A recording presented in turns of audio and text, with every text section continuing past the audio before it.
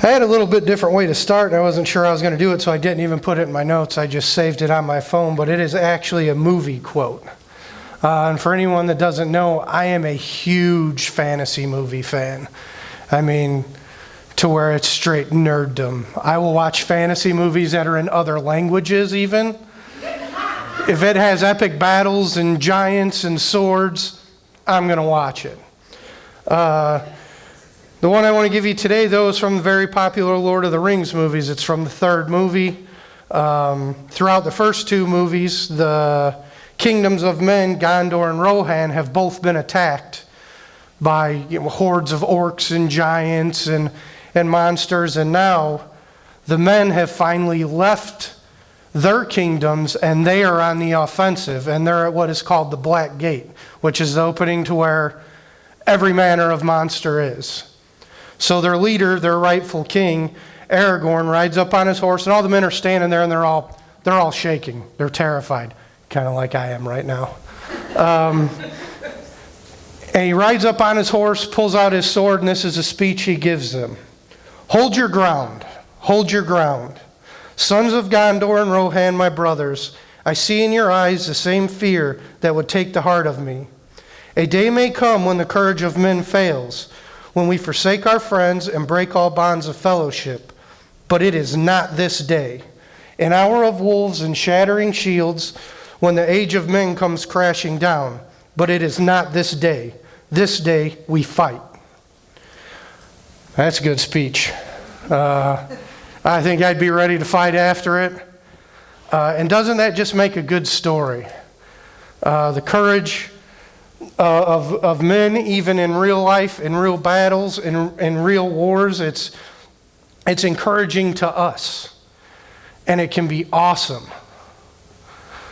But today I don't want to talk too much about that. I want to talk about a time when the courage of men failed. Absolutely. But the faith of a young boy refused to shake. Go ahead and turn to 1 Samuel 17. And we'll start in 17:3. If you have one of the church Bibles in front of you, it'll be page 445. I'm going to read through a lot of it, and then, I may interrupt it and add something that's in my mind here and there. Okay, chapter 3. This is this story of David Goliath. I think we all have heard this story a couple times. We started in youth group going through some of the classic Bible stories, and maybe just like a different angle that we may have not seen them as a kid, and just there are some differences. So we'll jump forward to chapter 3. The Philistines occupied one hill, and on the other the Israelites on another, with a valley in between them. So two hills. Big clear opening, that's where the battle is going to take place. A champion named Goliath, who was from Garth, came out of the Philistine camp. He was over 9 feet tall. That could probably be our middle ceiling here. So huge. Absolutely huge. He had a bronze helmet on his head and wore a coat of scale armor of bronze weighing 5,000 shekels, which would have been roughly 125 pounds. That's a lot of armor.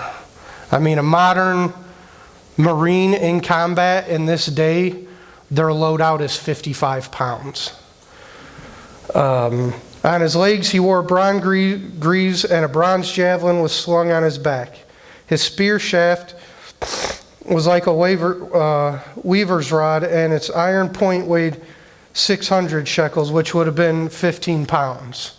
So like that's a testament to strength, all the gear the guy has on. I don't know if you guys have ever done, I don't know exactly what they call the workouts, where you take weight on an extended bar and just try to hold it. 15 pounds would be a lot. You figure if he's 9 foot tall, his spear is at least 12 feet. So that'd have been tough to tote around. His shield bearer went ahead of him. Goliath stood and shouted to the ranks of Israel, "Why do you come out and line up for battle? Am I not a Philistine, and are you not the servants of Saul? Choose a man and have him come down to me. If he is able to fight and kill me, we will become your subjects. But if I overcome him and kill him, you will become our subjects and serve us." Then the Philistine said, "This day I defy the ranks of Israel. Give me a man and let us fight each other." On hearing the Philistines' words, Saul and the Israelites were dismayed and terrified. And I am going to skip over there, and the next chapter I will be on. I'll start back at 16, but right there at the side of this guy, which I think we'll find out a little bit later, that they knew of him. Goliath was not like this well-kept secret. This may have been the first time they saw him in person. But these are warriors lined up on this hill with two men, a shield bearer, a guy that just carries some of his gear for him, and this giant staring them down, and an entire army of men are terrified of him. And like I said, we'll go back on 16. For 40 days the Philistine came forward every morning and evening and took his stand. Now Jesse said to his son David, "Take this roasted grain and these 10 loaves of bread to your brothers." His 3 oldest brothers were in Saul's army. They were on the front lines. "Take this to your brothers and hurry to their camp. Take along these 10 cheeses to the commander of their unit. See how your brothers are and bring back some assurance from them." There was Saul and all the men of Israel in the valley of Elah fighting against the Philistines. Early in the morning, David left the flock with a shepherd, loaded up, and set out as Jesse had directed. He reached the camp as the army was going out to get in its battle positions, shouting the war cry. Israel and the Philistines were drawing up their lines facing each other. David left his things with the keeper of supplies, ran to the battle lines, and greeted his brothers. As he was talking with them, Goliath the Philistine champion from Garth stepped out from his lines and shouted his usual defiance, and David heard it. When the Israelites saw the man, they all ran from him in great fear. These are brave men. These are warriors, battle-tested. But in this instance, their brave face is gone. And I was on the fence about talking about this, but real recently here, I lost my brave face.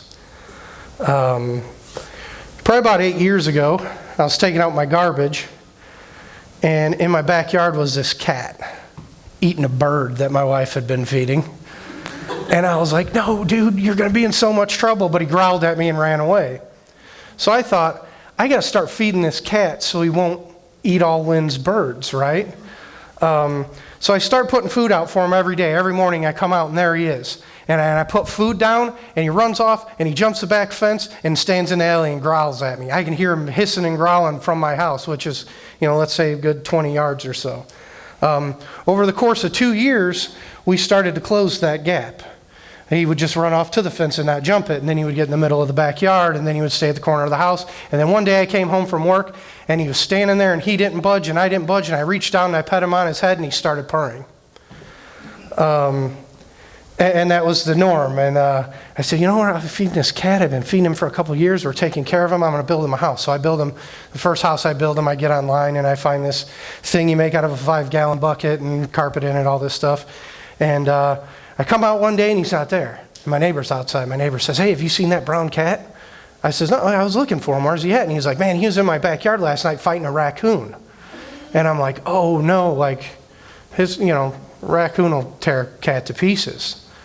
So like 2-3 days go by and I don't see this cat. And I'm worried. I'm like, the raccoon must have ate him, right?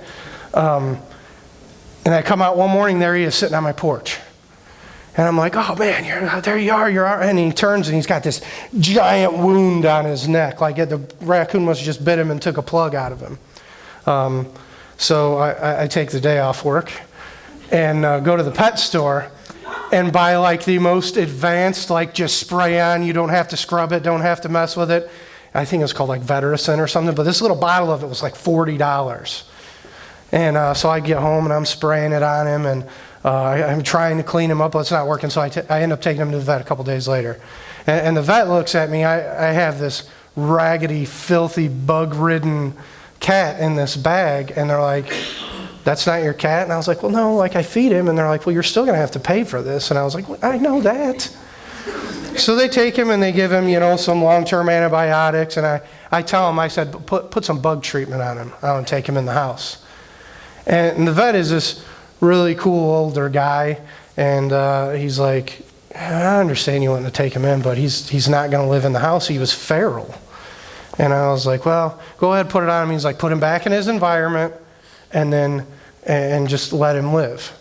Okay, so about a week and a half, 2 weeks goes by, and I come outside to feed him like I do every morning. And at this point, I built him like this giant cat house, right? It's this big. It's got 2 rooms. It's got a light bulb for heat in the room he sleeps in. And I come up and I knock on it, and he comes running, jumps on top of it, and I have heated cat bowls that I put his food in because it's cold outside. And he doesn't show up. And I'm like, Puff, where you at? Oh, well, the name, whatever. He looks all rough, right? So Lynn is like, let's name him, and it's something crazy from these monster things in Doctor Who. And I'm like, no, I want to call him Puff, because he's ragged, hole in his neck. And so he doesn't show up. And I knock on it again, and I go around the back of the house, and I look, and there he is, and he's under my wood pile. And I'm like, dude, don't you want to eat? Come here. And I bend down, and he comes out, and I turn, I walk around the corner, and I start putting his food in his bowl, and he comes up, and when he goes to jump on the house, boom, hits the side of it and falls off it. And I said, that ain't right. So I go over there, and he's covered in blood, absolutely covered in blood. So I roll him over, and I pick him up, and I look at him, and he has a perfect hole right above his eye and a big one behind his ear. Someone had shot him in the face. So I get emotional, and again, I call off work, and I go wake Lynn up, and she's like, what? Like, I'm sleeping. And I was like, no, somebody shot Puff. We got to get him to the vet. So we take him to the vet. Vet gives him another shot that's like a long-term antibiotic. He cleans him up. I mean, the vet is in there. He's cleaning everything. He gives him 4 or 5 different shots, another flea treatment because he can give him one. I says, I'm taking him in the house. And vet says, okay. And the girl says, okay, let's get him on record. This is the second time you brought him here. And she's like, well, what is his name? I'm looking at him, right, and he's beat up. I got him in this bag. He's got holes in him. He's got a wound on his neck. And I'm like, man, he's like knighted at this point. I was like, his name is Sir Puffin Stuff, Sir Puffin Stout Muzzle, Bearer of Scars. The girl looks at me and is like writing this on the receipt, like, this guy's a madman. At that time I was playing a lot of World of Warcraft, and I played dwarf, so that's part of the name. But so anyhow, we take him in the house, and every day, 3 times a day, we have to brush him out, right? Because he's full of fleas and ticks and everything else, and the bug treatments are killing him. And we keep him locked in our bathroom, which is, this big right here with a litter box. 3 times a day. I try to do it in the morning. Lynn does the other times. Okay, so we have this cat, and the vet was wrong. He loved it in the house. He never wanted to go back outside again.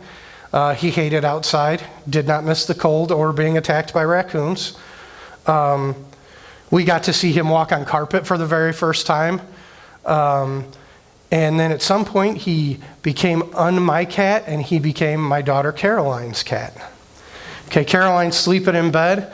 Puff runs up, jumps on the bed, and sits right next to her and waits for her to wake up. She doesn't even wake up all the way half time. She just puts an arm over and drapes it over him and kind of pets him in her sleep. And then rolls over when she wakes up and grabs him and kisses him. The most loyal, patient, loving animal I've ever seen in my life. And then not last Thursday, the Thursday before, Lynn called me sometime around 1 o'clock in the afternoon while I was at work, and she calmly but seriously said, we have a problem.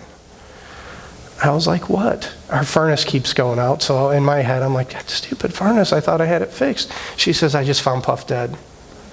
And at this point, Lynn breaks down and she starts crying, and she's like, Caroline's home from school, and she already grabbed a snack out of the drawer, and she's in her bedroom, and she hasn't called for him yet. What am I going to do? What am I going to tell her? What's going to happen? And I'm like, just wrap him up, and like maybe we'll deal when I get home, because every day she comes home and she sits in her room, turns the TV on, and calls him, and he comes running. He was like a dog. I get upset at work, but I'm like putting the brave face on, I'm like in the middle of doing a brake job. I can't just stand there and bawl. So I get my brave face on, right, and the ground's frozen, and dude, I am not throwing Puff in the garbage. This is not happening. I'm burying my cat. I get a 12-pound wood splitter, right? It's like a steel bar with a 12-pound end, and I'm going to break the ground with it. So we get home, a brave face is on, I'm digging this hole. I'm out there, I'm beating the ground with this wood splitter, breaking up all the frozen ground. I get past it, I get the shovel, I'm digging, it's cold outside. I turn around, look at and there's my daughter standing right behind me. And she says, Daddy, you need to come inside. I says, baby, I came home early because we still have sun, and I got to dig this hole. And she goes and she plays on her swing set a little bit, and she lets me dig a little bit more, and she comes back and she says, Daddy, you need to come inside. I says, baby, I got to dig this hole. I haven't went in the house yet because I know when I see him, I'm going to be worthless. I can admit that. So brave face is on, and she comes the third time, she interrupts me. I says, baby, why do you want Daddy to come in the house so bad? And she says, I thought when you get home you could fix Puff. Brave face shattered, destroyed. I hit a knee and grabbed my daughter and hugged her and was trying to explain to her that there was no fixing Puff. That Puff was gone, I was digging this hole, and we were going to bury him. Never have I been less brave in my life than when I heard my daughter say that. Growing up, when I heard this story about the Israeli soldiers just sitting on the sidelines, not getting involved and being scared, I was like, man, why are those guys being so chicken? What's wrong with them guys? That guy's out there shouting down God, and they're on God's side and they're not doing nothing. Bravery can fail for different reasons. And maybe I understand these guys a little bit, and the whole time growing up, you always put yourself in the hero's shoes, and maybe way too much in the last, say, 20 years of my life. I've just been sitting on the hill staring into the valley, terrified. All right, back to where we were. They ran from him in fear. Now the Israelites had been saying, do you see how this man keeps coming out? He comes out to defy Israel. The king would give great wealth to the man who kills him. He would also give him his daughter in marriage, and will exempt his father's family from taxes in Israel. David asked the men standing near him, what will be done for the man that kills this Philistine and removes this disgrace? Who is this Philistine that he should defy the armies of the living God? They repeated to him what they had been saying and told him, this is what will be done for the man who kills him. And I'm going to jump over to 32. What happens here is David's brothers are like, why are you here? Quit talking to the soldiers. Quit trying to get involved. Go back and take care of the sheep. So 32.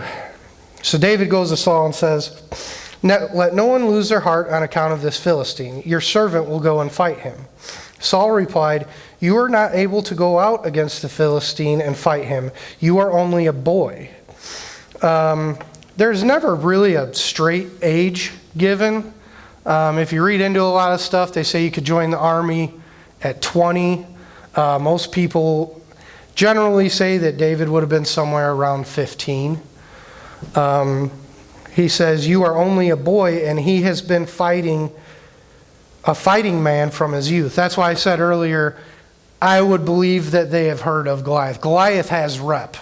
All right? And I'm sure they all thought, everyone's like, this. He's over 9 foot tall, and he smashes armies, and he wears 125 pounds of armor. And they have probably heard all of this, but then they finally see him standing there. David said to Saul, your servant has been keeping his father's sheep.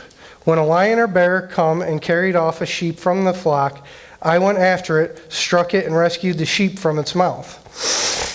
When it turned on me, I seized it by its hair, struck it, and killed it. Your servant has killed both lion and bear, and this Philistine will be like one of them, because he has defiled the armies of the living God.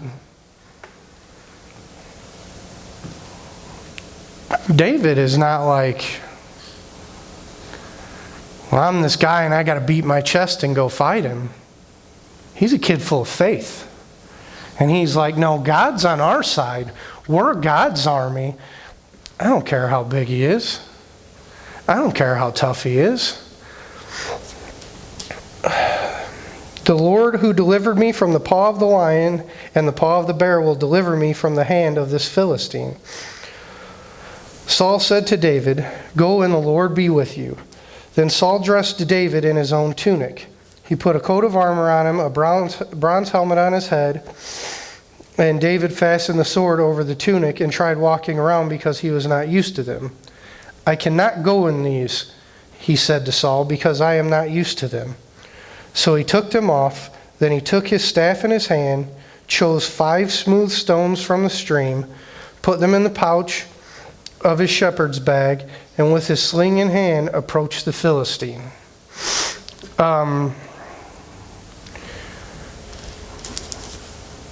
I look at this all the time when Saul's trying to put his armor on David.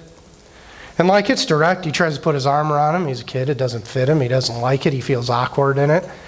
And he ain't never fought a bear or a lion in it. But I often in my head can't help but connecting this situation to the modern church. In a lot of ways, I feel like the modern church wants to try all these new and fantastic things and all these different fun and exciting things. And sometimes I'm like, let's just focus on what brought us to the dance. And that's God, because none of us are standing here without him. And maybe that's just in my head. But meanwhile, the Philistine with his shield bearer in front of him kept coming closer to David. He looked David over and saw that he was only a boy, ruddy and handsome, and he despised him. He said to David, am I a dog that you come at me with sticks? And the Philistine cursed to David by his gods. Come here, he said, and I'll give your flesh to the birds of the air and the beasts of the field.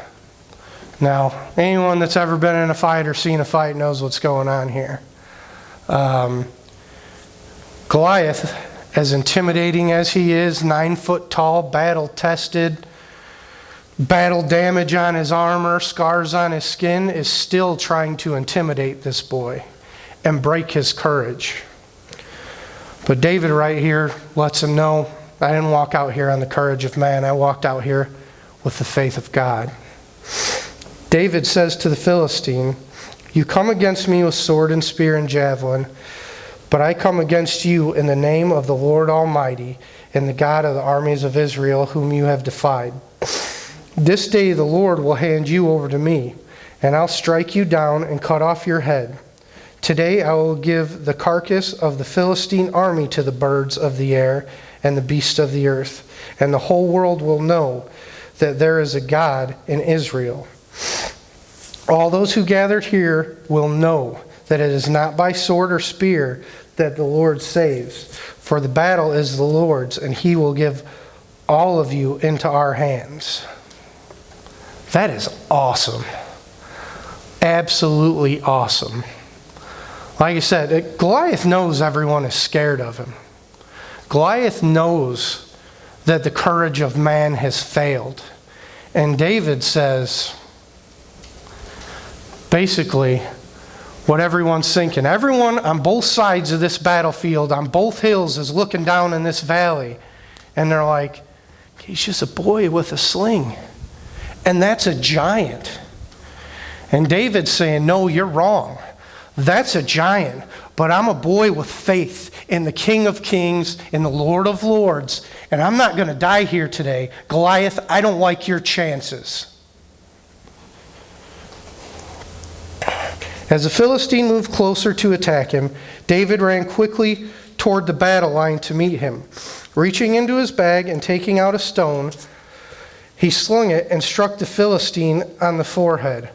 In the King James Version, it says he well, how does it say it? He smote him on the forehead, and that just sounds so much like cooler and tougher. But the stone sank into his forehead, and he fell face down on the ground. So at this point, they would have been charging each other. And when David slung, he hit him, and his momentum, boom, right in the dirt.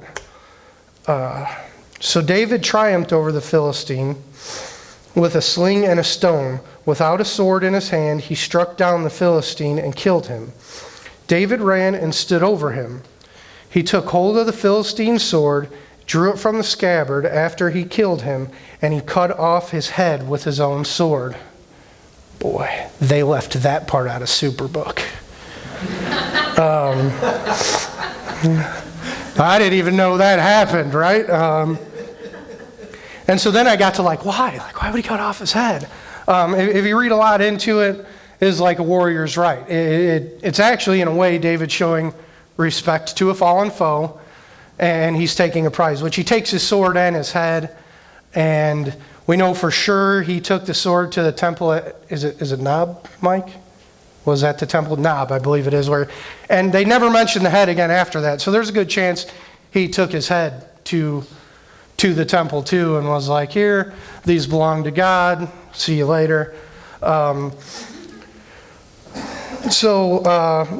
Philistine army sees what happens, they all run.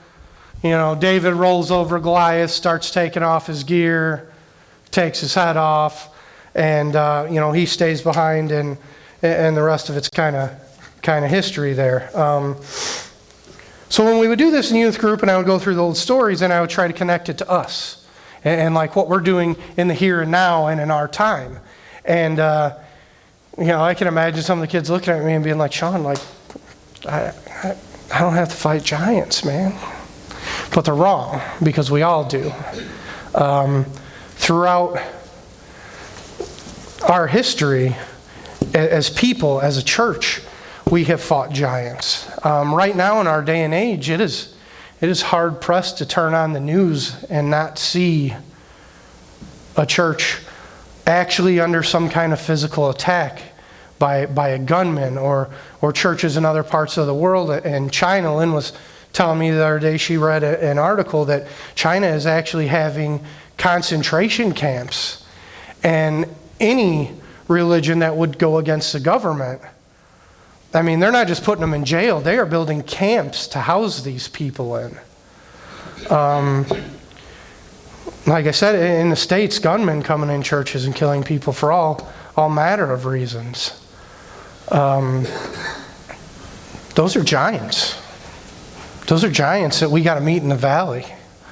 And times are changing. And, we have a security team here. I don't think that's something even 15 years ago we would have ever sat and thought. We need armed security at our church. But we do. Because that's a giant of the time. It's happening. It's real. And we can't just sit on the hill at the side of the valley and watch it happen. Our church, man, have we seen giants in the last year or so. We've had a pastor leave. We've lost a large portion of our congregation. But I can say, man, we didn't have a lot of people sitting on the hillside. Maybe at first we were all shook, right? And I even remember, I always mess up and I get mad, right? And I was mad. I was like, these people are leaving for no reason. They were here just following a guy, and that ain't right. And I was wound up, yeah, Tina, you were too. And I was mad about it, and I was shook. My courage broke, and I shook. But then I did what I should have did in the first place. And I went home, and I started praying, where I do my best praying in the shower, because no one can tell I'm crying. And I was like, what should I do? And before the last pastor left, he was like, oh, you should help with youth group. And I was like, nope, absolutely not.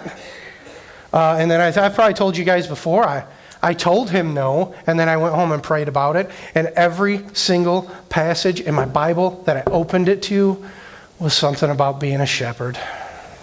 And I was like, all right, I hear you, I'll try. And so I did. And you know, we had a good time with that. And Mike had then asked me to do this to give him some relief, and I was like, no, okay. You know, I gave you guys a prime example of my courage breaking, but historically throughout my life, 3 things I have absolutely always failed being brave at. Heights. Scared to death of heights. I found out recently while shoved in an MRI tube that, oh boy, am I claustrophobic. And then my third one is public speaking. If you went back and looked at when I had public speaking assignments due in school, you will find the days that I ditched school every single time. This terrifies me. But I prayed. There's a need. And when there's a need, someone is to do that job. And I look around, and like I said, when our church was facing giants, we might have shook at first, but it didn't last. Like, we're not out of the water yet. We ain't went out there and cut its head off and dragged it off yet. Teaming with the food pantry in your family, I'm sure that is an entire family affair. Everyone that ushers, any of the ladies that take care of kids. I'm sure you were about to retire, I'm assuming, before becoming our head pastor. The security. Well, that's another thing. Like I said, public speaking, Mike is intimidating. He has all this world experience, all this knowledge, been in ministry forever. Warner's sitting here who's been in ministry forever. And I'm just like some guy, right, that loves Jesus and thanks him for my life. But it's like Mike, even like last week, Mike was like, well, you know, when I was in Africa, and then when I was in this other country, when I lived here and worked in ministry there, and then I'm like, this one time I went to a NASCAR race in Alabama. That's all I got. That's it. That's intimidating. That is very intimidating. You know, we've met our challenges, and Tony and Maria, holy cow. What don't Tony and Maria do? You know, we just pulled together. We just pulled together and we were like, what needs to be done? And we started doing it. Giants in our personal lives, sickness, loss of loved ones, mental problems, mental disorders, relationship problems, all of it. Sometimes we stand and we try to fight on our own, and our courage breaks, and we weren't supposed to fight it on our own anyhow. We were supposed to walk in faith, like David did in that valley. The men of courage sat there scared. The boy of faith walked down into the valley, stared that giant in the face, and left with God's victory. And I want to close with that and just pray with you guys. God, thank you for this opportunity. Thank you for this church family. And Lord, if I could pray to you right now for anything for all of us to have, it's the faith of David in that valley, God. I know there are people here facing things that I can't even comprehend, that I don't know how to deal with. But you are the creator and the great fixer, Lord, and I know you can fix those problems. And even on that road while it's hard, God, be our strength. And when we're weary and we need to lean, God, let us lean on you. And when the time comes, if it needs to, that we need to fall down, be our soft landing. And then, God, please, at the end of it, prop us up. Thank you for your grace, your mercy, and your love. Amen.